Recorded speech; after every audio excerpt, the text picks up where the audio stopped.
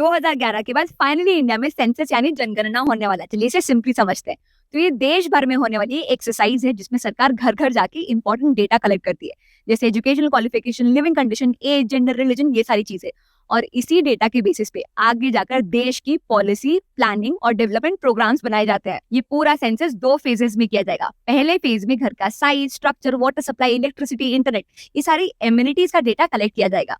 और दूसरे फेज में हर इंसान की age, history, educational qualification, occupation, migration history, fertility rate, ये सारा डेटा कलेक्ट किया जाएगा। और इस बार सारा डेटा डिजिटली कलेक्ट किया जाएगा। सेल्फ एनरोलमेंट पैनल के थ्रू आप अपनी डिटेल्स खुद भी फिल कर सकते हैं। और 1931 के बाद पहली बार इंडिया में कास्ट सेंसस भी होगा, जिसमें SC ST के अलावा OBCs और उनके सब कास्ट का डेटा भी कलेक्ट किया जाएगा। ये इसलिए जरूरी है क्योंकि अभी तक इंडिया में OBC कोटा सिर्फ अंदाज के बेसिस पे चल रहा था।